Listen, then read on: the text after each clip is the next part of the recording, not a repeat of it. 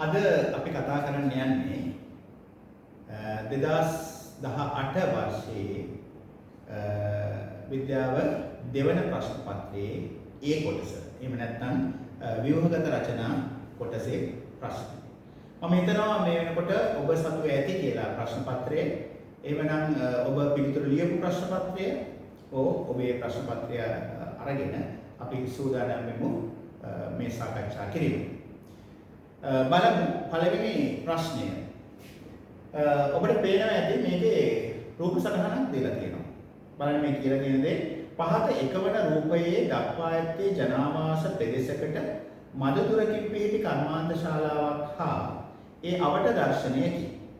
කර්මාන්ත ශාලාව ආරම්භ වසර කිහිපයකට පසු ප්‍රදේශයේ පරිසර ගැටලු ඇති වුණා කියලා කියනවා. එතකොට බලන්න මේ කර්මාන්ත ශාලාව මේ ප්‍රදේශය ගැන මොනවද පෙන්නලා තියෙන්නේ කියලා.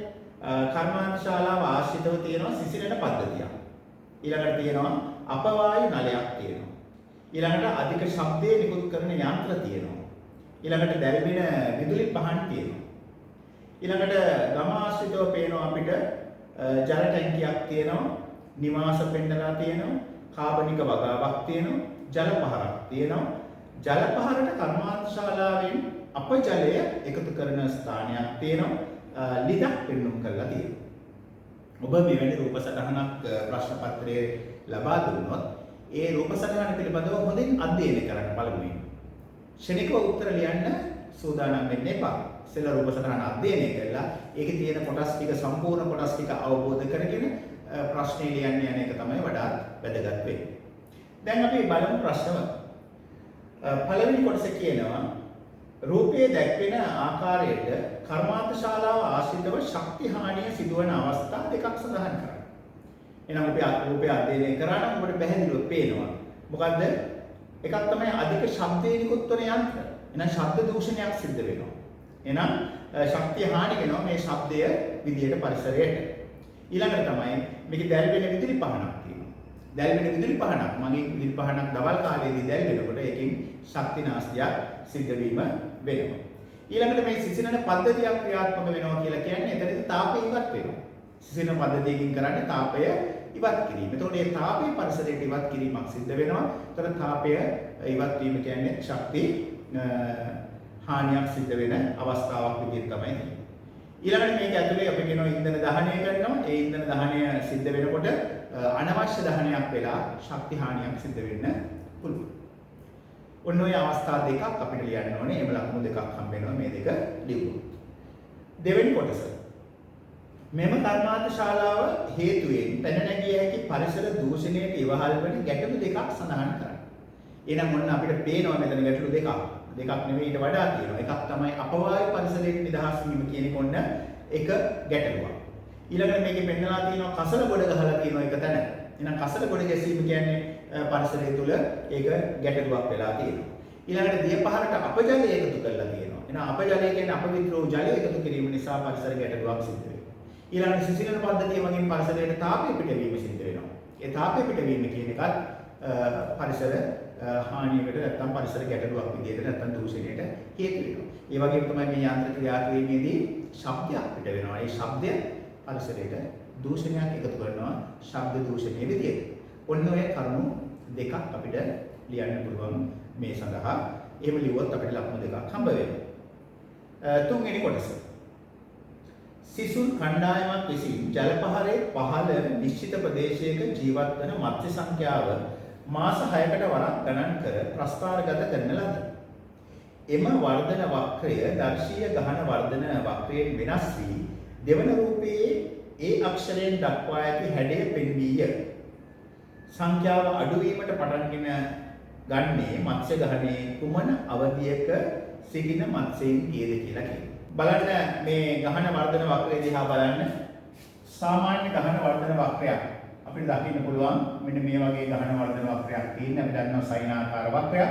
මේකේ ප්‍රදේශ 4ක් පෙන්වුම් කරනවා අපි. මොනවාද මේ ප්‍රදේශ 4? ගහනය ඇරඹීමෙන් පවතින අවස්ථාව, ශීඝ්‍ර වර්ධනයකට ලක්වන අවස්ථාව නැත්නම් දෙවෙනි අවධිය, වර්ධනය සමතුලිත වීමට පත්වන අවස්ථාව තුන්වෙනි එක, වර්ධනය සමතුලිත වෙන අවස්ථාව නැත්නම් තුලිත අවධිය කියන එක හතරවෙනි අවස්ථාව. ඔන්න ඒ අවස්ථා හතරෙන් අපේ ප්‍රස්ථාරය දැන් මේ දරුවා එන ප්‍රස්ථාරය මෙන්න මෙතනින් පල්ලෙහාට ගිහිල්ලා තියෙනවා. ඒක තමයි අපි A කියලා කියන්නේ. එහෙනම් ඒක පටන් අරගෙන තියෙන්නේ මේ නැම්ම පටන් අරගෙන තියෙන්නේ දෙවෙනි කොටසේ ඉඳලා මේ නැම්ම දෙවෙනි කොටසේ ඉඳලා තමයි පටන් අරගෙන තියෙන්නේ. එතකොට ඒ කියන්නේ ඒක දෙවෙනි ප්‍රදේශයේ තමයි මේක අන්තර්ගත වෙලා තියෙන්නේ. එහෙම නැත්නම් අපිට කියන්න පුළුවන් මොකද්ද? ශීඝ්‍ර වර්ධනයට ලක්වන අවධියේදී තමයි මේ ප්‍රස්ථාරයේ අඩුවීම නැත්නම් සංඛ්‍යාව අඩු වෙන්න පටන් අරගෙන තියෙන්නේ. මම හිතනවා පැහැදිලිද කියලා.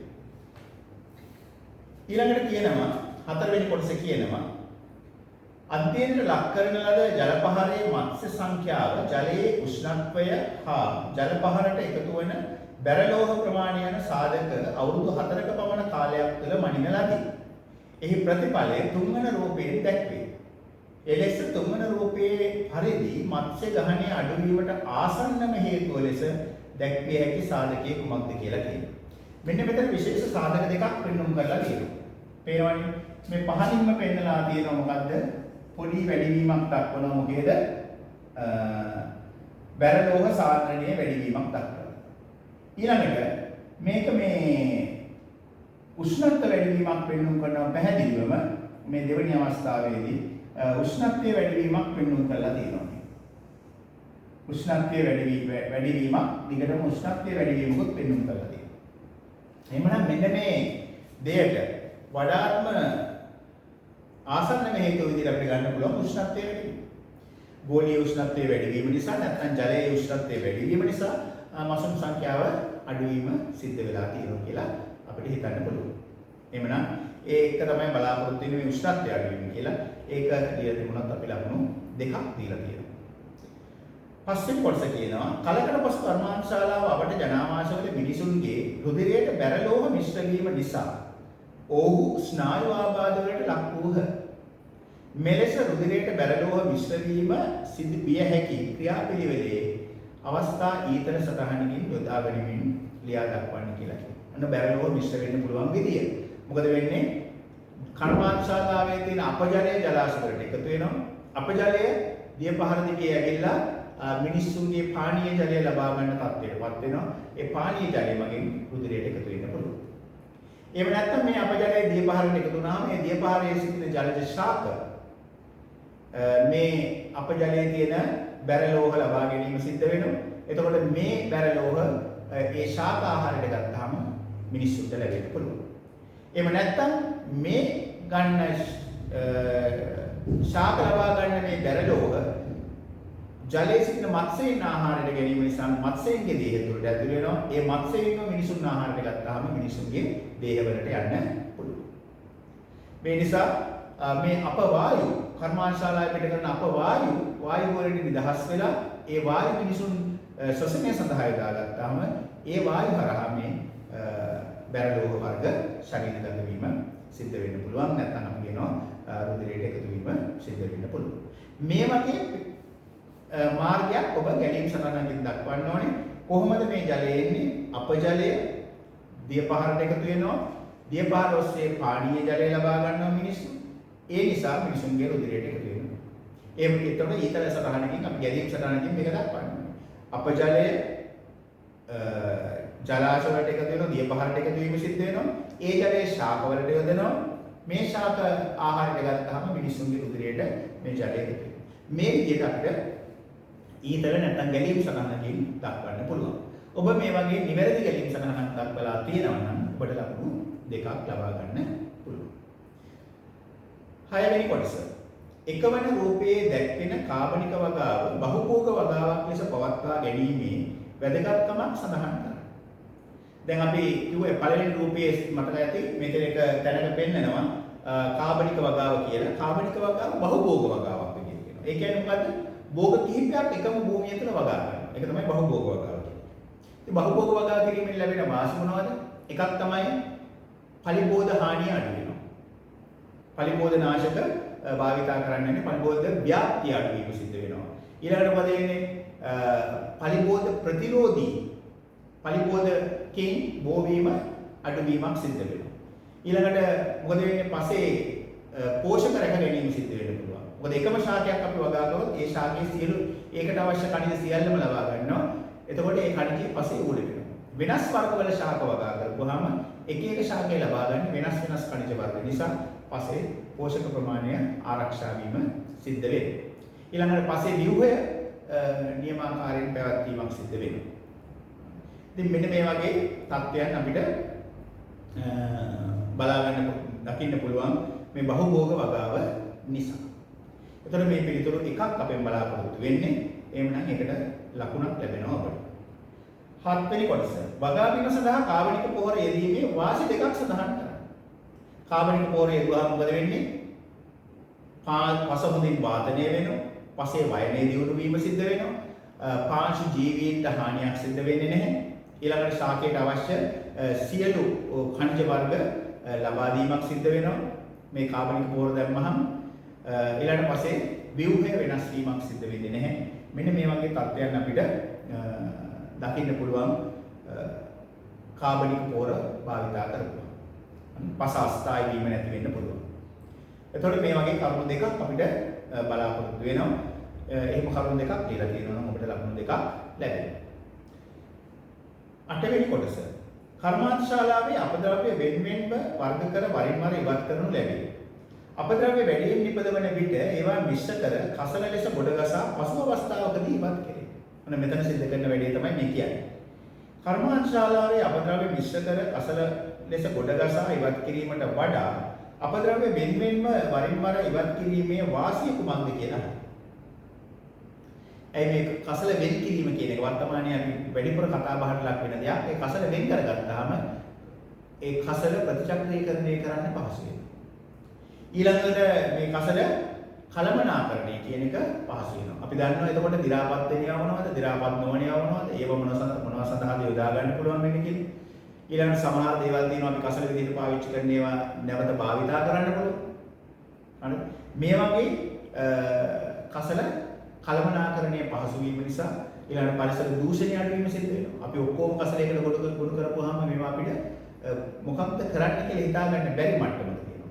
ඒවට වෙන් කරන්න වෙනම මිනිස්සු දාන්න වෙනවා අපිට. මේ ශ්‍රමය වැය වීම සිද්ධ වෙනවා. ඒ නිසා මේ කසල වෙන් කිරීම කියන එක වැදගත් වෙනවා. කසල කලමනාකරණය පහසු කර ගැනීම සඳහා.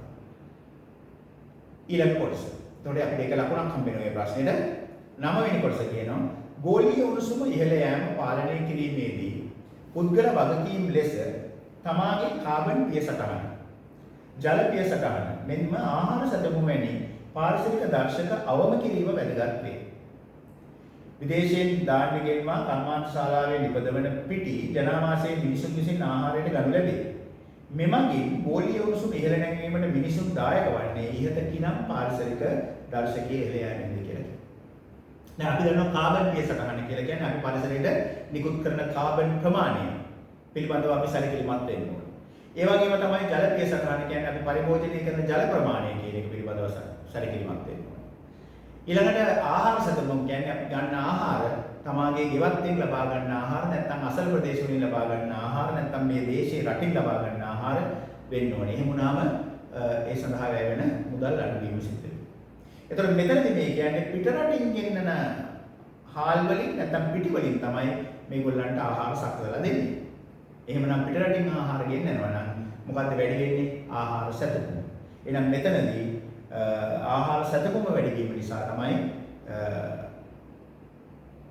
ගෝලීය උණුසුම වැඩි වීමට අපි දායක වීම සිද්ධ වෙන්නේ. ඒකට එක ලකුණක් හම්බ. එහෙමනම් මොන පළවෙනි ප්‍රශ්නේ අපි සාකච්ඡා කරලා අවසන්. අපි දෙවෙනි ප්‍රශ්නේ බලමු. මේකේ කොටස් දෙකක් තියෙනවා. ඒ කොටස මානව දේහය තුළ සිදුවන කෘත්‍ය කීපයක් හා ඊට අදාළ ව්‍යුහ ඇසුරින් සකස් කළ සංකල්ප සිතීම කොටසක් පහත රූප සටහනේ දැක්වේ. ඔන්න සංකල්ප සිතීමක් පෙන්වනවා. බලන්න ඔබගේ ප්‍රශ්න පත්‍රයේ තියෙන සිතීම දිහා බලන්න. මේ සිතීම දිහා බලන්නකො. මේකේ තියෙනවා මොකද්ද? එක පළවෙනි පේජයේ තියෙනවා මුඛය, ආහාර මාර්ගය, බුදය, බහැර කරයි ඊ. ඊළඟට මෙතන තියෙන ආහාර ආශ්‍රිත අවයවයකට යනවා අක්මාවට. අක්මාවට ගිහිල්ලා B කියන කොටස අක්මාව ගිහිල්ලා එතනින් කොටස ඊළඟට ආහාර මාර්ගයෙන් රුධිරයට අවශෝෂණය කරගන්නවා A කියන ද්‍රව්‍යය. ඒක අවශෝෂණය කරගෙන ඒ කොටසක් ගිහිල්ලා අක්මාවේ තැන්පත් වෙනවා. අනිත් කොටස ළඟා වෙනවා ව්‍යෝමයේ ඒකකයකට ගිහිල්ලා C කියන එතනදී ඔක්සිජන් වායුව ලබාගෙන ශක්තිය නිපදවනවා D කියන ද්‍රව්‍යයක් සහ ජලය පිට කරනවා. එහෙනම් මේ රූප සටහන අධ්‍යයනයෙන් වාට ඔබට ලබා ගන්න පුළුවන් දෙයක් තියෙනවා. මොනවද? දැන් මේ E කියන්නේ මොකද්ද? මල ද්‍රව්‍යය. A කියන්නේ මොකද්ද? ආහාර මාර්ගයෙන් රුධිරයට අවශෝෂණය වෙන්නේ ග්ලූකෝස්. ග්ලූකෝස් තමයි ගිහිල්ලා අප්මාවේ තැන්පත් වෙන ග්ලයිකෝජන් විදියට. ඊට පස්සේ මෙතනින් ඉවත් වෙන ග්ලූකෝස් කොටසක් C කියන අවයවයේදී ඔක්සිජන් ලබාගෙන ශක්තිය නිපදවනවා. ඒ කියන්නේ සෛල වලට ගිහිල්ලා සෛලීය ශ්වසනය සිදු කරනවා. සෛලය තුළ තියෙන මයිටොකොන්ඩ්‍රියම වෙන්න පුළුවන්. මයිටොකොන්ඩ්‍රියමට ගියාට පස්සේ මයිටොකොන්ඩ්‍රියමේදී සෛලීය ශ්වසනය කරලා මේ ශක්තිය නිදහස් කරනවා. එතනදී කාබන් ඩයොක්සයිඩ් සහ ජලය හැදෙනවා. ඔන්න අපි මේ රූපය විශ්ලේෂණය කරගන්නවා. මුලින්ම කරන්න ඕනේ රූපය විශ්ලේෂණය කරගන්න. ඊට පස්සේ ප්‍රශ්න වලට පිළිතුරු ලියන්න. බලන්න පළවෙනි කොටස. A යනු කාබන්, හයිඩ්‍රජන්, ඔක්සිජන් පමණක් අඩංගු ජීර්ණ ඵලයකි. එය නම් කරන්න. දැන් කාබන් ජීර්ණ ඵල, ජීර්ණයේ අන්තඵල කීපයක් තියෙනවනේ. මොනවද අන්තඵල? එකක් තමයි ග්ලූකෝස්. අනිත් එක තමයි ඇමයිනෝ අම්ල. අනිත් එක තමයි මේදාම්ල සහ ග්ලිසරෝල්. එතකොට මෙතන රුධිරයට කෙලින්ම අවශෝෂණය කරගන්නේ මොනවද? ග්ලූකෝස් සහ ඇමයිනෝ අම්ල. ග්ලූකෝස් හැදලා තියෙන්නේ කාබන්, හයිඩ්‍රජන්, ඔක්සිජන් වලින්. ඇමයිනෝ අම්ල හැදලා තියෙනවා කාබන්, හයිඩ්‍රජන්, ඔක්සිජන්, නයිට්‍රජන් කියන මුලද්‍රව්‍ය වලින්. එහෙනම් කාබන්, හයිඩ්‍රජන්, ඔක්සිජන් පමණක් අඩංගු වෙන්නේ ග්ලූකෝස්. එහෙම නැත්නම් C6H12O6 කියලා අපිට සටහන් කරන්න පුළුවන්. නැත්නම් මොනොසැකරයිඩයක් කියලා සටහන් කරන්න පුළුවන්. එහෙම නැත්නම් මේ ග්ලූකෝස් වගේම ඵලයක් තමයි ෆ්‍රුක්ටෝස් සහ ග්ලැක්ටෝස් කියන ඒවා. මේවත් කියන්න පුළුවන්. වඩා හොඳ පිළිතුර තමයි ග්ලූකෝස් කියන එක. එක ලකුණක් හම්බ වෙනවා. දෙවෙනි කොටස. ආහාර මාර්ගයේදී රුධිරයට අවශෝෂණය නොවි පයෝරස නාලිකාවට අවශෝෂණය වන ජීර්ණ ඵලයක් සඳහන් කරන්න. අන්න අපි කිව්වද මොකද්ද? රුධිරයට අවශෝෂණය කරන්නේ ග්ලූකෝස් සහ ඇමයිනෝ අම්ල. එහෙනම් ඊටු ටික තමයි මේදාම්ල සහ ග්ලිසරෝල්. මේදාම්ල සහ ග්ලිසරෝල් පයෝරස නාලිකාවට එකතු වෙලා පයෝරස නාලිකාව හරහා වසා වාහිනී පද්ධතිය ඔස්සේ තමයි රුධිරයට එකතු වෙන්නේ. එහෙමනම් පිළිතුර වෙනවා මේදාම්ල. එහෙම නැත්නම් ග්ලිසරෝල් කියන පිළිතුරක් තමයි නිවැරදි වෙන්නේ. එක ලකුණක් හම්බ වෙනවා. තුන්වෙනි කොටස A නම් වූ පෝෂක ද්‍රව්‍යයෙන් කොටසක් B නැත්නම් අක්මාවේ තැන්පත් වේ. තැන්පත් වීමට පෙර එය වෙනත් රසායනික ද්‍රව්‍යයක් බවට පත් වේ. එම රසායනික ද්‍රව්‍ය කොහොමද කියලා මම ඉස්සෙල්ලා කිව්වා. මොකද ග්ලූකෝස් තැන්පත් කරන්නේ අක්මාවේ ග්ලයිකෝජන් විදියට. ග්ලයිකෝජන් කියන පොලිසැකරයිඩ් විදියට තමයි ග්ලූකෝස් තැන්පත් කිරීම සිද්ධ වෙන්නේ. හතරවෙනි කොටස. ඒකට එක ලකුණක් හම් වෙනවා. C වලින් දැක්වෙන ව්‍යුහමය ඒකකය කුමක්ද? C කියන්නේ දැන් මොකද වෙන්නේ? ග්ලූකෝස් කොටසක් සෛල වලට ලබා ගන්නවා.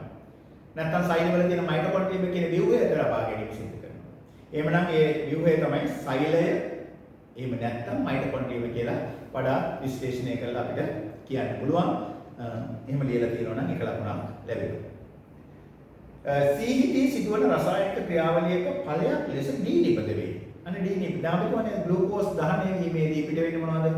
කාබන් ඩයොක්සයිඩ් සහ ජලය. එහෙනම් D කියන්නේ කාබන් ඩයොක්සයිඩ්. මොකද ජලය එතන තියෙන නිසා. එහෙනම් පිළිතුර වෙන්නේ කාබන් ඩයොක්සයිඩ් එක ලකුණයි. E බහිස්ක්‍රාවී ද්‍රව්‍යයක් ලෙස නොසැලකීමට හේතුව කුමක්ද? E කියන්නේ මොනවද? මල ද්‍රව්‍ය. මල කියන්නේ බහිස්ක්‍රාවී ද්‍රව්‍යයක් නෙවෙයි. මොකද මල ශරීරය තුළ නිපද වෙන ද්‍රව්‍යයක් නෙවෙයි. අපි බහිස්ක්‍රාවී ද්‍රව්‍ය කියන්නේ මොනවද? පරිවෘත්තීය ක්‍රියාවලදී නිෂ්පාදනය වන ශරීරයට අනවශ්‍ය ද්‍රව්‍ය. නැත්නම් නිෂ්ප්‍රයෝජන ද්‍රව්‍ය තමයි බහිස්ක්‍රාවී ද්‍රව්‍ය කියලා කියන්නේ. මල කියන්නේ අපි ගන්න ආහාරයේ තියෙන අන්ත කොටස. ඉවත් කරන කොටස. ඒ නිසා මේක බහිස්ක්‍රාවී ද්‍රව්‍යයක් විදිහට සැලකන්නේ නැහැ. එක ලකුණක් හම්බෙනවා. උක්ත සංකල්ප සිතීමට අදාළව ශරීරය තුළ සිදුවන ප්‍රධාන ක්‍රියාවලි හතරක් පහත අසම්පූර්ණ ගැලීම් සටහනේ දක්වා ඇත. එහි හිස් කොටු සම්පූර්ණ කරන්න කියලා කියනවා. සමාවෙන්න. පළවෙනි එකේ තියෙන ආහාර ජීර්ණය. ඒකේ වල දීලා තියෙනවා ජීර්ණ වුණාට පස්සේ මොකද කරන්නේ? ආහාර අවශෝෂණය වීම සිද්ධ වෙනවා. එහෙනම් දෙවෙනි කොටුවට අපිට ලියන්න තියෙන්නේ ආහාර අවශෝෂණය කියන. ඊට පස්සේ අවශෝෂණය වෙච්ච ආහාර පරිවහණය වීම සිද්ධ වෙනවා. පරිවහණය වුණාට පස්සේ මොකද වෙන්නේ? මේකෙන් ශක්තිය නිපදවනවා. නැත්නම් සෛලීය ශ්වසනය කියන ක්‍රියාවලිය සිද්ධ වෙනවා. එහෙනම් හතරවෙනි කොටුවට එන්න ඕනේ සෛලීය ශ්වසනය කියන එක. එහෙමනම් පිළිතුරු දෙක එනවා දෙවෙනි කොටුවට අවශෝෂණය කියලා කියන්න පුළුවන්. නැත්නම් ජීර්ණ ඵල අවශෝෂණය. හතරවෙනි කොටුව සෛලීය ශ්වසනය සිදු කිරීම නැත්නම් ශක්තිය නිපදවීම කියලා ලියන්න පුළුවන්. ඒ පිළිතුරු දෙක ලියලා තියෙනවා නම් ඔබට ලකුණු දෙකක් ලැබෙනවා. මේක B කොටස. කියනවා පහත රූපයේ දැක්වෙන්නේ පත්‍රයක් සහිත ද්විබීජපත්‍රී ශාක කොටසකි. ඔන්න ද්විබීජපත්‍රී ශාකයක කොටසක් තියලා තියෙනවා. මෙම ශාක පත්‍රය ද්විබීජපත්‍රී ශාකයකට අයත් බව හඳුනා ගැනීම සඳහා යොදාගත හැකි ප්‍රධාන රූපීය ලක්ෂණය කුමක්ද කියලා. මේ බලන්න ද්විබීජපත්‍රී ශාකයක තියෙන ලක්ෂණයක් තමයි ජාලාභ නාරටි වින්‍යාසය. එහෙනම් මේ පත්‍රයේ ජාලාභ නාරටි වින්‍යාසයක් තියෙනවා. ඒ නිසා අපිට මේක අඳුර ගන්න පුළුවන්. එක ලකුණ. මෙම ශාක පත්‍රය ශාකයේ මූල පද්ධතියේ දක්නට ලැබෙන රූපීය ලක්ෂණයක් සඳහන් කරන්න. ද්විබීජපත්‍රී ශාකවල මූල පද්ධතිය කොහොමද තියෙන්නේ? මුදුන් මූල පද්ධතියක් තියෙනවා. එහෙනම් මුදුන් මූලක් සහිත මූල පද්ධතියක් තිබීම කියන එක තමයි අපෙන් බලාපොරොත්තු වෙන්නේ. එක ලකුණක් හම්බ වෙනවා. තුන්වෙනි කොටස. ඒක බීජපත්‍රී ශාකයක කඳ මෙම පත්‍රය අයත් ශාකයේ කඳෙන් වෙනස් වන රූපීය ලක්ෂණයක් සඳහන් කරන්න. දැන් අහන්නේ ඒක බීජපත්‍රී ශාක. ඒක බීජපත්‍රී ශාක කඳේ අතු බෙදෙන්නේ නැහැ. එහෙනම් කියන්න පුළුවන් කඳ අතු බෙදී නැත. ඒ වගේම තමයි ඒක බීජපත්‍රී ශාක කඳ පහළින් ඉඳලා ඉහළට ඒකාකාරව සකස් වෙලා තියෙනවා. එහෙනම් කඳ ඒකාකාර වීම කියලා ලියන්න. මේ පිළිතුරු දෙකෙන් එක පිළිතුරක් ලියන්න පුළුවන්. එම ලිව්වොත් ලකුණක් හම්බ වෙනවා. C කියන කොටස. ප්‍රභා සංශ්ලේෂණයේ ආශ්‍රිතව සිදු කරනු ලබන පරීක්ෂණයක් සඳහා ශිෂ්‍යයෙකු විසින් සකස් කරන ලද ඇටෝමක් පහත රූපයේ දැක්වේ. මෙම පරීක්ෂණයේ අරමුණ සඳහන් කරන්න. මොකක්ද තියෙන්නේ? ඇටෝම ඇතුලේ තියෙනවා පොටෑසියම් හයිඩ්‍රොක්සයිඩ් ද්‍රාවණයක්. පොටෑසියම් හයිඩ්‍රොක්සයිඩ් තිබිච්ච ගමන් මතක තියාගන්න.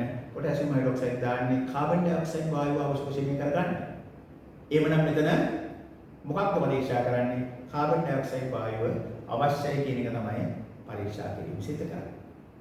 එක ලකුණක් හම් වෙනවා. මෙම පරීක්ෂණය සඳහා සුදුසු පාලක පරීක්ෂණ ඇටෝමක් කොටස් නම් කළ දල රූප සටහන දී ඇති කොටුව තුළ අනිදි කියලා. ඒ කියන්නේ කාබන් ඩයොක්සයිඩ් අවශ්‍යයි කියලා පෙන්වන්න නම් අපි දන්නවා මෙතන කාබන් ඩයොක්සයිඩ් ඉවත් කරලා තියෙනවා. එහෙමනම් ඒකේ කාබන් ඩයොක්සයිඩ් ඉවත් කරන්නේ නැති ඇටෝමක් තමයි අපි අඳින්නේ. එහෙමනම් අපිට මේ විදියම ඇටෝමක් මේ ශාකයේම ඇඳලා වෙනස කරන්න ඕනේ මොකද්ද? පොටෑසියම් හයිඩ්‍රොක්සයිඩ් වෙනුවට අපිට දාන්න පුළුවන් ජලයේ දාන්න පුළුවන්. ඒ කියන්නේ පොටෑසියම් හයිඩ්‍රොක්සයිඩ් තියෙන භාජනයේ වෙනුවට මේකට ජල භාජනයක් එකතු කරන්න පුළුවන්. ඒ වගේම භාජනයක් පාවිච්චි කරලා අපි නැත්නම් මේ ඔරලෝසු කතාවක් භාවිතා කරලා ඒකට ජලය දාන්න පුළුවන්. එහෙම දැම්මොත් නිවැරදි රූප සටහන එනවා. ඒකට අපිට ලකුණු දෙකක් හම්බ වෙනවා රූප සටහන ඇඳලා මේකට ජලය එකතු කරලා ඒ ජලය කියලා ලියන්න ඕනේ. හරිද? එහෙම නැත්නම් උතන වඩා නිවැරදි ජලය කියන එක පාවිච්චි කරනවා. ඒකට ලකුණු දෙකක් හම්බ වෙනවා. හොඳයි. එහෙමනම් ඔන්න දෙවෙනි ප්‍රශ්නේ තමයි අපි මේ සාකච්ඡා කරේ. එහෙමනම් අපි යමු තුන්වෙනි ප්‍රශ්නයට. තුන්වෙනි ප්‍රශ්නයේ කොටස් දෙකක් තියෙනවා A සහ B කියලා. අපි A කොටසට යනවා. වගුවේ සාරාංශ කොට දක්වා ඇත්තේ වායු තුනක් පිළියෙල කිරීමට හා ඒවා හඳුනා ගැනීමේ පරීක්ෂාවලට අදාළ අසම්පූර්ණ තොරතුරුය. උචිත පරිදි වචන හෝ නිවැරදි සූත්‍ර සංකේත යොදා ඔබ සම්පූර්ණ කරන්න කියලා කියනවා. හිස්තැන් ගොඩක් තියෙනවා. මේ හිස්තැනකට ලකුණක් දෙකින් හම්බ වෙනවා. ඒ නිසා කල්පනාවෙන් මේවා පුරවන්න ඕනේ. පළවෙනියට දීලා තියෙනවා පළවෙනි පේලිය බලන්න මැංගනීස් ඩයොක්සයිඩ් ඝනය මත බිඳු වශයෙන් හෙළනවා කියලා තියෙනවා. ඒක හැදෙන පළ විදියට දාලා ප්‍රතික්‍රියාවට පසු ඉතිරි වන පළ විදියට දාලා තියෙන ජලය හා මොකක් හරි ද්‍රව්‍යයක්. වායුව හඳුනා සඳහා කරන ලද පරීක්ෂාවට දීලා තියෙනවා පොලිගු කීරක් කැල්ලි. අපි දන්නවා පොලිගු කීර වල පරීක්ෂා දෙකක් කරන්න පුළුවන්. එකක් හයිඩ්‍රජන් වායුව අනිත් එක ඔක්සිජන් වායුව. මේකේ නිරීක්ෂණය දීලා තියෙනවා පොලිගු කීර දැල්ුණා කියලා. පොලිගු කීර දැල්ුණා නම් අපි දන්නවා එතන තියෙන මොන වායුවද? ඔක්සිජන් වායුව. එහෙනම් නිබඳු වායුවට අක්කලා අපිට ලියන්න පුළුවන් ඔක්සිජන් වායුව. ඊළඟට දැන් මේකට දැම්මේ මොනවද එහෙනම් හයිඩ්‍රජන් පෙරොක්සයිඩ් මැංගනීස් ඩයොක්සයිඩ් මතට හයිඩ්‍රජන් පෙරොක්සයිඩ් දාපුවම තමයි ඔක්සිජන් වායුව පිට වෙන්නේ. එහෙනම් මෙතන තියෙනවා මැංගනීස් ඩයොක්සයිඩ් ඝනය මත හයිඩ්‍රජන් පෙරොක්සයිඩ් නැත්නම් H2O2 බිඳු වශයෙන් හෙලීම කියන එක තමයි කියන්නේ. හයිඩ්‍රජන් පෙරොක්සයිඩ් කියන එක තමයි ලියන්න ඕනේ පිළිතුර. පළවෙනි හිස්තැන. එතකොට හැදෙන්නේ මොනවද? මොනවද හැදෙන්නේ හයිඩ්‍රජන් පෙරොක්සයිඩ් වලට මැංගනීස් ඩයොක්සයිඩ් දාපුවම දැන් බලන්න පොඩ්ඩක් හයිඩ්‍රජන් පෙරොක්සයිඩ් H2O2 මත අපි දාන මැංගනීස් ඩයොක්සයිඩ් දානවා මේකේ උත්ප්‍රේරකයක් විදිහට හැදෙන්නේ මොනවද? ජලය සහ ඔක්සිජන්. ඔය දෙක තමයි හැදෙන්නේ. එතකොට මේක දාන්නේ උත්ප්‍රේරකයක් විදිහට. උත්ප්‍රේරකයක් විදිහට දානවා නම් ඒක ඉවත් වෙන්නේ නැහැ. හරිද? ඔක්සිජන් වායුව පිට වෙලා යනවා. එහෙමනම් මේ උත්ප්‍රේරකය එහෙමම තියෙනවා. එහෙනම් අපිට කියන්න පුළුවන් ජලය සහ මැංගනස් ඩයොක්සයිඩ් කියන දෙකම මේකේ පළ විදියට ඉතුරු වෙනවා. ඔන්න දෙවෙනි හිස්තැනට එන්නේ මැංගනීස් ඩයොක්සයිඩ් කියන එක. තුන්වෙනි හිස්තැනට ඔක්සිජන් වායුව කියලා අපි හොයාගත්තා. හතරවෙනි එක ඊළඟ කොටුව දෙවෙනි තීරුව ලෝහයට තනක අම්ලය එකතු කරනවා. එතකොට හැදෙන්නේ සිංක් ක්ලෝරයිඩ්. සිංක් ක්ලෝරයිඩ් හැදෙන්න නම් දාන්න ඕනේ මොනවද? සිංක්. මොනවද ක්ලෝරයිඩ් හැදෙන්න නම් දාන්න ඕනේ අම්ලය මොකද්ද? හයිඩ්‍රොක්ලෝරයිඩ්. හැදෙන්නේ මොනවද? සිංක් ක්ලෝරයිඩ් ධන හයිඩ්‍රජන්. ඔන්න ප්‍රතික්‍රියාව. මේ දීපු ගමන් අපි ලියා ගන්න. මේ වගේ දේවල් ප්‍රශ්න පත්‍රයේ අයිනක ලියා ගන්න පුළුවන් තමයි. හැදුනේ සිංක් ක්ලෝරයිඩ් නම් සිංක් දාන්න ඕනේ. ක්ලෝරයිඩ් හැදෙන්න නම් HCl දාන්න ඕනේ අම්ලයට. දැන් සල්ෆියුරික් අම්ලයට දැම්මම ක්ලෝරයිඩ් හැදෙන්නේ නැහැ. නයිට්‍රික් අම්ලයට දැම්මම ක්ලෝරයිඩ් හැදෙන්නේ නැහැ. එහෙනම් ක්ලෝරයිඩ් එක හැදෙන්න නම් අනිවාර්යයෙන්ම ක්ලෝරින් මෙතන තියෙන්න ඕනේ. සිංක් මෙතන තියෙන්න ඕනේ. එහෙනම් අපිට මෙතන ලියන්න පුළුවන් හතරවෙනි උත්තරේ සිංක් ලෝහයට තනක මොනවද දාන්නේ? හයිඩ්‍රොක්ලෝරික් අම්ලය දාන්න. ආපුවම සිංක් ක්ලෝරයිඩ් ජලීය ද්‍රාවණයක් වෙනවා. සිංක් ක්ලෝරයිඩ් ද්‍රාවණයක් හැදෙනවා. දැල් වෙන ඉරටුවක් අල්ලනවා. අල්ලපුවාම හයිඩ්‍රජන් පිට වෙන්නේ. හයිඩ්‍රජන් පිට වුණා නම් මොකද වෙන්නේ? පොප් හඬකින් දහණය වෙනවා කියලා කියනවා. පොප් හඬකින් දහණය වෙනවා. එහෙනම් 6 වෙනි උත්තරයට එන්නේ පොප් හඬෙන් දහණය වෙනවායි කියන එක තමයි ලියන්නේ. තුන්වෙනි පේලිය බලන්න. මේක දානවා තනක සල්ෆියුරික් අම්ලය එකතු කරනවා. අනිත් තනක සල්ෆියුරික් අම්ලය දාන්න. අනිත් සල්ෆියුරික් අම්ලය එකතු කරපුවාම මොනවද හැදෙනවා කියලා කියන්නේ? මැග්නීසියම් සල්ෆේට් හැදෙනවා. මැග්නීසියම් සල්ෆේට් හැදිලා පිට වෙනවා මොනවද? Carbon dioxide. මැග්නීසියම් සල්ෆේට් හැදෙනවා, කාබන් ඩයොක්සයිඩ් හැදෙනවා. ඊට අමතරව සාමාන්‍යයෙන් ජලය සෑදීම සිද්ධ වෙනවා. ඔය තමයි හැදෙන්නේ. එහෙනම් මෙතන දාන්න ඕනේ මොනවද? මොකද්ද? මැග්නීසියම් සල්ෆේට් හැදෙන්නේ සල්ෆේට් ගන්නවා මෙතනින්.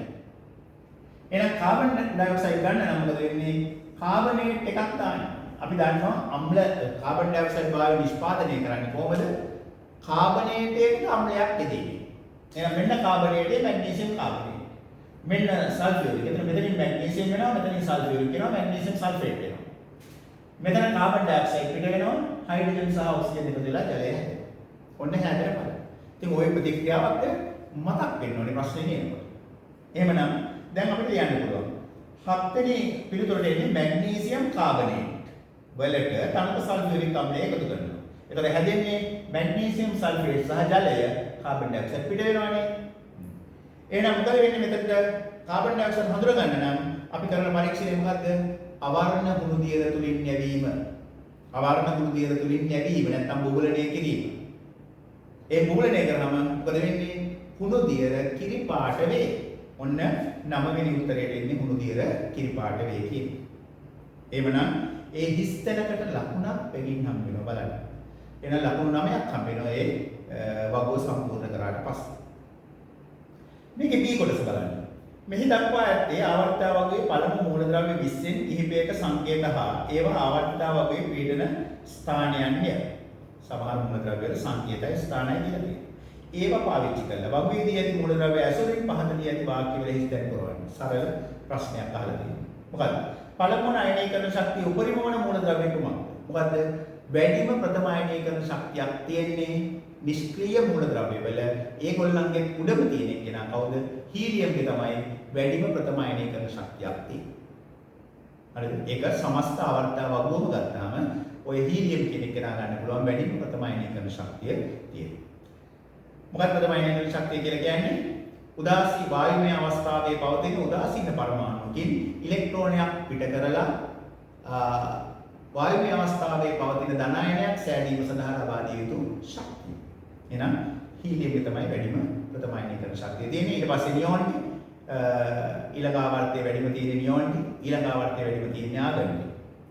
විද්‍යුත් ඍණතාව උපරිම වන මූලද්‍රව්‍ය කුමක්ද? වැඩිම විද්‍යුත් ඍණතාව තියෙන ෆ්ලෝරින් කියන. අපි හැමදාම ප්‍රශ්න පත්‍රවල කතා කරනවා ෆ්ලෝරින් වල තමයි වැඩිම විද්‍යුත් ඍණතාවය තියෙන්නේ. මැග්නීසියම් වල ඉලෙක්ට්‍රෝන වින්‍යාසය මොකක්ද කියලා? මැග්නීසියම් අපි දන්නවනේ කොහෙද තියෙන්නේ? තුන්වෙනි ආවර්තයේ දෙවෙනි කාණ්ඩේ තියෙන්නේ. එහෙනම් නැත්නම් අපි කියන මැග්නීසියම් කිව්ව ගමන් අපිට මතක් වෙනවා මැග්නීසියම් කීවෙනි මූලද්‍රව්‍යද? 12 වෙනි මූලද්‍රව්‍යය. ආවර්ත අපි මූලද්‍රව්‍ය පිළ ගැස්සුවම 12 වෙනි මූලද්‍රව්‍යය. 12 වෙනි මූලද්‍රව්‍යය නම් යාගේ ඉලෙක්ට්‍රෝන වින්‍යාසය වෙනවා 2 8 2. පහසුවෙන් කියන්න පුළුවන්. නැත්නම් වගුව දිහා බලන්න පුළුවන්. පළවෙනි ආවර්තය 2යි, දෙවෙනි ආවර්තය 8යි, තුන්වෙනි ආවර්තය 2යි කියලා ගන්න පුළුවන්. ඊළඟට කියනවා හතර D කොටස. ඇලුමිනියම් හා ඔක්සිජන් සංයෝජනය වී සෑදෙන සංයෝගයේ සූත්‍රය ලියන්න කියලා කියනවා. ඇලුමිනියම්යි ඔක්සිජනුයි එකතු වෙලා හැදෙන සංයෝගයේ සූත්‍රය ඒකත් හරි ලේසි බලන්න මොකද්ද කියලා කියන්නේ. ඇලුමිනියම් කියන එකේ සංයුගතාව. ඇලුමිනියම් කියන්නේ තුන්වෙනි කාණ්ඩයේ තියෙන්නේ. වෙනකොට තුන්වෙනි කාණ්ඩේ නම් සංයුගතාව තමයි. ඔක්සිජන් කියන කෙනා ඉන්නේ 6 වෙනි කාණ්ඩේ. 6 වෙනි කාණ්ඩේ නම් සංයුගතාව 2යි. එහෙනම් මේ දෙන්න සංයෝග වුණාම හැදෙනවා මොකද්ද? Al2O3 කියන සංයෝගය හැදෙනවා. ඔන්න ඇලුමිනියම් ඔක්සයිඩ් වල සූත්‍රය. ඊළඟ කොටස බලන්න. පහත සඳහන් වාක්‍යවල වරහන් තුල ඇති වචන අතුරින් ගැළපෙන වචනය තෝරා එයට යටින් ඉරක් අදින්න. හරිද? බලන්න පළවෙනි එක. A. හයිඩ්‍රජන් හා ක්ලෝරින් අතර ඇතිවන සංයෝගයේ බන්ධනය හයිඩ්‍රජන් සහ ක්ලෝරින් අතර ඇතිවන සංයෝගයේ බන්ධනය වෙන්නේ දෙකම අලෝහ. දෙකම අලෝහ නම් ඇදෙන සහසංයෝගය බන්ධනය. හැබැයි මතක තියාගන්න ඕනේ ක්ලෝරින් මේ ඉලෙක්ට්‍රෝනේ අදිනවා කියලා අපි ඉගෙනගෙන තියෙනවා. එහෙනම් එයා මොකද වෙන්නේ? ද්‍රවීයතාවයක් දක්වනවා. ඒ නිසා සහසංයෝග බන්ධනයක් තමයි වඩා නිවැරදි වෙන්නේ. ද්‍රවීය සහසංයෝග බන්ධනයක් කියලා ලියන්නේ. B කොටස. ඇලුමිනියම් හා ඔක්සිජන් සංයෝජනයෙන් සෑදෙන ඔක්සයිඩය. ඇලුමිනියම් කියන්නේ අපි කතා කරලා තියෙනවා උභයගුණී ලෝහයක්. උභයගුණී ලෝහයක් නම් එතන හැදෙන ඔක්සයිඩය උභයගුණී ඔක්සයිඩයක්. එහෙනම් ඒක උභයගුණී කියලා ලියනවා. එහෙනම් ලකුණු දෙකක් හම්බ වෙනවා. ඒ කරුණු දෙක. එමනම් තුන්වෙනි ප්‍රශ්න තමයි අපි අවසන් කරන්නේ. ඊළඟට බලමු හතරවෙනි ප්‍රශ්නය. හතරවෙනි ප්‍රශ්නේ කොටස් දෙකක් තියෙනවා A සහ B කියලා. මේ රූප සටහන බලන්න.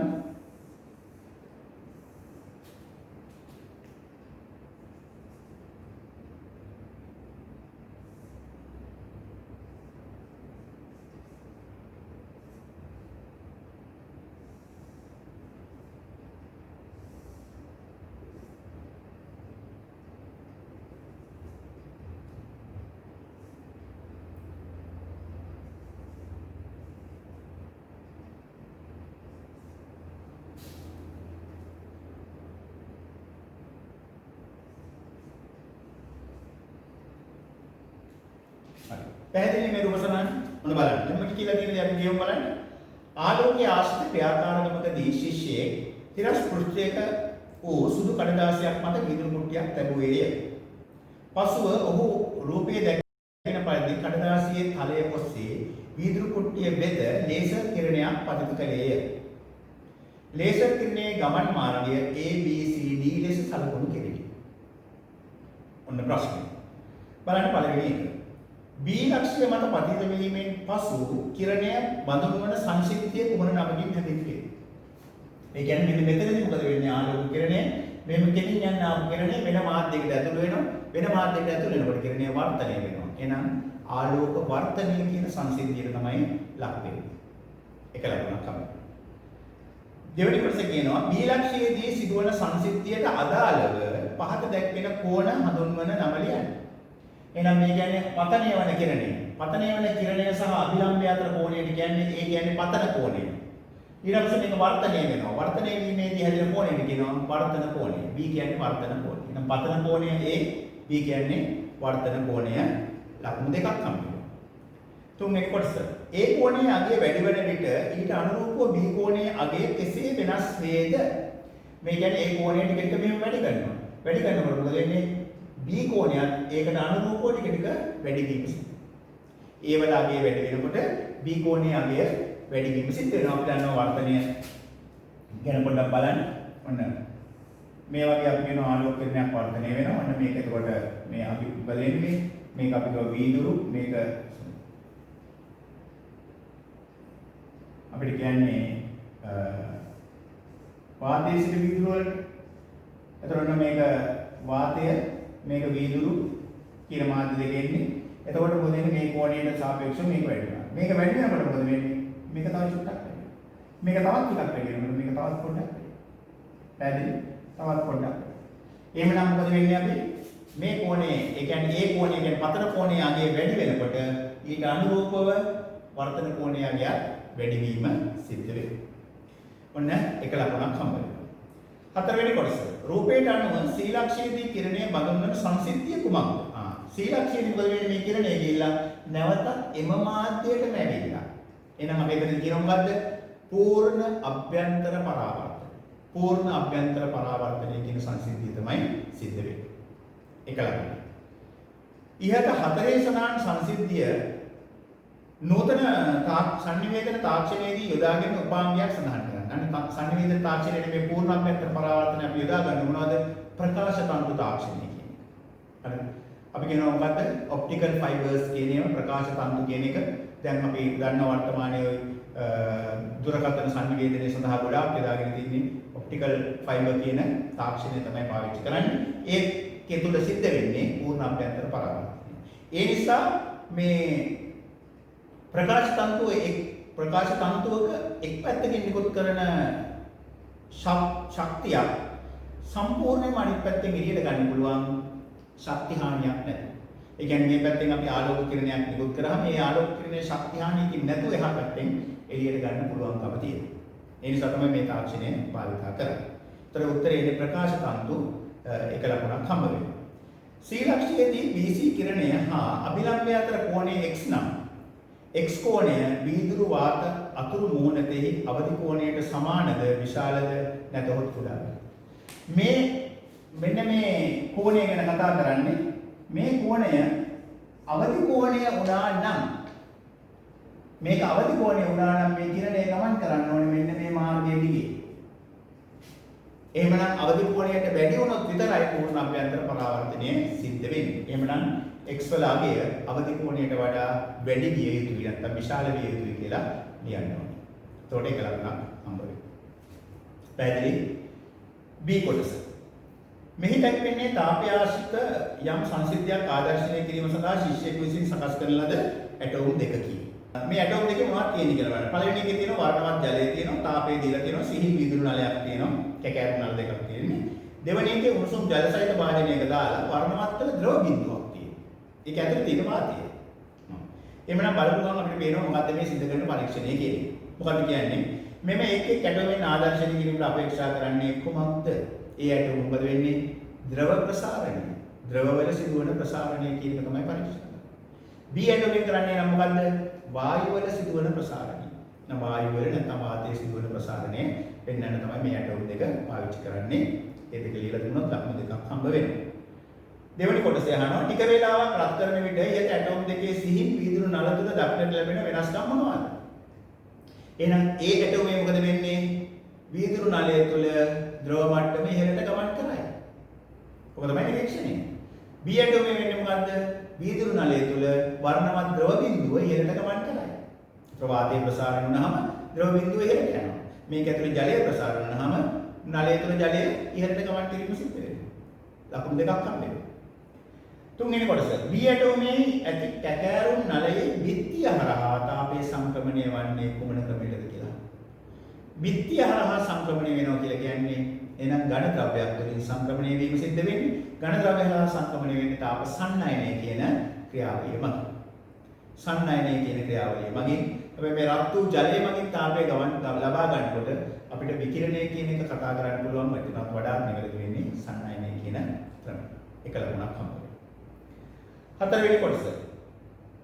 ඒ ඇටෝමේ කැකෑරුම් නලය තුල සහ එයට සම්බන්ධ වීදුරු නලය තුල ඇති ජලයේ ස්කන්ධය ග්‍රෑම් 50කි. එම ජලයේ ආරම්භක උෂ්ණත්වය සෙල්සියස් අංශක 30කි. එම ජල ස්කන්ධය සෙල්සියස් අංශක 40 දක්වා රත් වූයේ නම් ජලයට අවශෝෂණය කෙරෙනු තාප ප්‍රමාණය ගණනය කරන්න. ජලයේ විශිෂ්ට තාප ධාරිතාව දීලා තියෙනවා 4200යි ජූල් කිලෝග්‍රෑම් සෙල්සියස් අංශකයට කියලා දීලා. අපි දන්න තාප ප්‍රමාණයක් ගණනය කරන්න පුළුවන් සූත්‍රයක් තියෙනවා. අපි දන්නවා Q සමානයි mc theta නැත්නම් h සමානයි mc theta තාප ප්‍රමාණය h සමානයි mc theta කියන සූත්‍රය පාවිච්චි කරන්නේ. මේක m කියන්නේ ස්කන්ධය දීලා තියෙනවා ග්‍රෑම් 50යි. ග්‍රෑම් කිලෝග්‍රෑම් කරන්න ඕනේ. කිලෝග්‍රෑම් කරන්න 1000න් බෙදන්න. ඊළඟට විශිෂ්ට තාප ධාරිතාව දීලා තියෙනවා C 4200යි. ඊළඟට උෂ්ණත්ව වෙනස 30 ඉඳලා 40 දක්වා වැඩි වුණා. එහෙනම් අංශක 10යි වෙනස් වෙලා තියෙන්නේ. මේ ආදේශ කරද්දී සම්මත ඒකක වලින් ආදේශ කරන්න පුරුදු වෙන්න ඕනේ. ඒකක ලියන්න අවශ්‍යතාවයක් නැහැ. හැබැයි සම්මත ඒකක වලින් ආදේශ කරන්න ඕනේ. ස්කන්ධයේ සම්මත ඒකකය තමයි කිලෝග්‍රෑම්. ඒතකොට ග්‍රෑම් වලින් ආදේශ කරන්න බෑ. විහිතාදාවල සම්මත ඒකක වෙන්නේ ජූල් කිලෝග්‍රෑමයට සෙල්සියස් අංශකයේ. උෂ්ණත්වයේ සම්මතයකගේ සෙල්සියස් නැත්නම් කෙල්වින් කියන එක පාවිච්චි කරන්න පුළුවන්. දැන් මේක සුළු කරන්න කියන්නේ. මොකද වෙන්නේ සුළු කරපුවාම මේ බිඳුවට මේ බිඳුව කැපෙනවා අපිට. මේ බිඳුවට මේ බිඳුව කපන්න පුළුවන්. මේකට මේ බිඳුව කපන්න පුළුවන්. එහෙනම් වැඩි කරනවා 5 බිඳුවයි 5 2 10යි එකක් එකතුයි 5 4 20යි 1යි 21යි ජූල්. ජූල් 2100ක් තමයි ලැබෙන තාප ප්‍රමාණය. එතකොට මේක ලියද්දී අපි මේ සූත්‍රයට ආදේශ කරලා තියෙනවා නම් අපිට ලකුණක් හම්බෙනවා. පිළිතුර ගත්තාම ලකුණක් හම්බෙනවා. හරිද? මෙන්න මේ ස්කන්ධය පරිවර්තනය කරාට අපිට ලකුණක් හම්බෙනවා මතක තියාගන්න. ස්කන්ධය දීලා තියෙන ග්‍රෑම් වලින් ග්‍රෑම් කිලෝග්‍රෑම් කරලා ස්කන්ධය පරිවර්තනය කරගත්තාම ලකුණක් හම්බෙනවා. අනිත් ඒවා ආදේශ කරනවා විතරයි. මේ ආදේශ කිරීම වැරදි නම් මේ උත්තරේ වරදිනවා. ඒ නිසා මෙතන ලකුණු තුනක් දීලා තියෙනවා මේක නිවැරදිව සකස් කිරීම සඳහා. එහෙනම් පිළිතුර එන්නේ 2100යි ජූල් ලකුණු තුනක් හම්බ වෙනවා මේ ප්‍රශ්නය සඳහා. එhmenan අපි ඔන්න 2018 ව්‍යුහගත රචනා ප්‍රශ්නයේ ප්‍රශ්න 4 ප්‍රශ්න පත්‍රයේ ප්‍රශ්න 4 සාකච්ඡා කරා. ඔය ප්‍රශ්න 4 බලන්න ඔබට අපි ලකුණුත් එක්කම කතා කරා මේ ප්‍රශ්න පත්‍රයේ. එහෙමනම් ඔබට ලකුණු කොපමණ ප්‍රමාණයක් ලැබිලා තියෙනවද කියන එක බලන්න පුළුවන්. මේ ලකුණු ප්‍රමාණය ආසන්න වශයෙන් 60න් ලකුණු 50කවත් මට්ටමකට අපි එන්න ඕනේ. එහෙම වුණොත් අපිට ඉහළ ප්‍රතිඵලයකට ළඟා වෙන්න පුළුවන්. එහෙමනම් අපි මේකේ දෙවෙනි කොටසේ රචනා ප්‍රශ්න වලින් නැවත හමු වෙමු. අයිබෝවන්.